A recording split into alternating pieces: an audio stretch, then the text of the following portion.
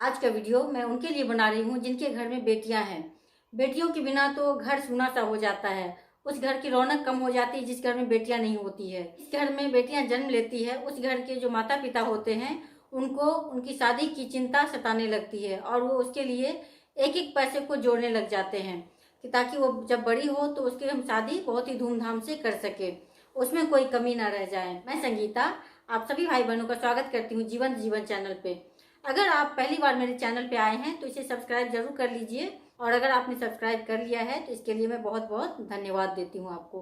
बेटियों के जो माता पिता होते हैं वो एक एक पैसे को जोड़ कर रखते हैं ताकि बेटी जब बड़ी हो जाए, जबकि उसकी शादी करनी हो, उस समय में बहुत ही अच्छी तरह से धूमधाम से शादी करे ताकि शादी करने में कोई दिक्कत ना आए, किसी तरह की कोई कमी न रह जाए। समय में तो वैसे बहुत ही ज्यादा जागरूकता आ गई है। आज के समय में माता पिता बेटियों को भी उतना ही पढ़ाते हैं जितना कि बेटों को पढ़ाते हैं। ये तो बहुत ही अच्छी बात है क्योंकि जब पढ़ती है तो दूसरे घर को भी जाकर रोशन करती है और जो आने वाली पीढ़ी होती है उसको भी वो पढ़ाती है। तो बेटियों का पढ़ना तो बहुत ही ज्यादा जरूरी होता है। लेकिन हर माँ बाप जो है अपनी बेटी के लिए बहुत ही अच्छा रिश्ता ढूंढते हैं, जितना हो सकता है उसमें वो कोई कमी नहीं करते हैं, कोई कसर नहीं छोड़ते हैं।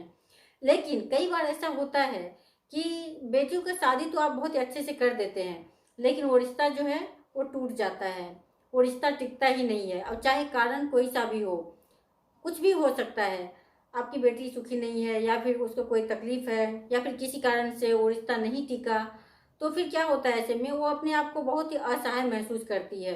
तो इसीलिए ये जरूरी है कि आप अपनी बेटी को अच्छा पढ़ाने के साथ साथ उसे कोई कला भी सिखाइए। अगर आप उसे कोई कला सिखाते हैं तो इससे क्या होगा कि वो अपने ऊपर आत्मनिर्भर रहेगी, किसी और के आसरा की जरूरत भी नहीं होगी उसे। अगर आपने उसे पढ़ाई के साथ साथ कोई कला सिखाया है तो इससे क्या होगा, उसे जब भी जरूरत पड़ेगी तो उस कला के द्वारा वो अपने जीवन यापन बहुत ही अच्छी तरह से कर सकती है। उसे किसी और के ऊपर आश्रित होने की आवश्यकता नहीं होगी, वो खुद के ऊपर निर्भर रहेगी। और इससे जो है आपको भी अच्छा लगेगा क्योंकि इससे क्या होगा, जब वो किसी के ऊपर आश्रित नहीं रहेगी, खुद के ऊपर निर्भर रहेगी तो वो स्वतंत्र रहेगी, वो जो चाहे वो कर सकती है, आगे बढ़ सकती है। और अगर उसे कोई कला ही नहीं आता है, कुछ सीखी ही नहीं है, तो कई बार ऐसा भी होता है कि पढ़े लिखे तो है लेकिन जॉब नहीं मिला। कला जो है वो एक जीवन यापन करने का एक माध्यम भी बन जाता है और इससे जो है किसी और की भलाई भी हो जाती है। जिसको आप सिखाते हैं वहाँ समाज में भी आपको इज्जत मिलता है, आपको मान सम्मान मिलता है। तो इसीलिए कला सीखना बहुत ही ज़्यादा जरूरी है। अब आपको जो भी इंटरेस्ट हो वो उसमें आप सीख सकते हैं। हमें तो बहुत कुछ है जिसे कि सीखा जा सकता है, ऑनलाइन भी बहुत कुछ कोर्सेज हैं जिसे किया जा सकता है। तो अपनी बेटियों को एक न एक कला जरूर सिखाइए, ये बहुत ही ज़्यादा जरूरी है। पढ़ाई के साथ साथ कुछ न कुछ कला तो होना ही चाहिए। अगर आप इसके प्रति जागरूक नहीं हैं तो जागरूक होना बहुत ही ज़्यादा जरूरी है ताकि वो जो आपकी बेटी है आपके ऊपर भार न बने, वो किसी और की भार उठा सके, अपनी भार उठा सके। तो इसलिए कला सीखना बहुत ही ज़्यादा आवश्यक है। जिस देश की स्त्री और पुरुष दोनों ही मिलकर काम करते हैं वही देश तरक्की करता है।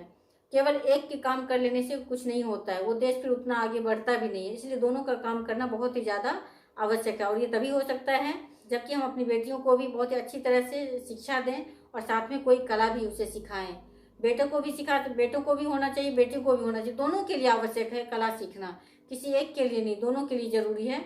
क्योंकि आपके घर में चाहे बेटा हो या बेटी हो, दोनों को ही कला जरूर सिखाइए, ये बहुत ही ज़्यादा जरूरी है ताकि वो जीवन में बहुत ही आगे बढ़े, उस कला को साधें। और जब वो कला को साधते हैं तो इससे उसके जीवन में डिसिप्लिन भी आता है और समाज में भी मान सम्मान भी मिलता है। जब आप इसके प्रति जागरूक होंगे तभी ये चीज़ हो सकती है, क्योंकि बिना जागरूक हुए तो कोई भी काम हो ही नहीं सकता है। तो इसके प्रति जागरूक होइए और अपने बेटे और बेटी दोनों को ही एक न एक कला जरूर सिखाइए।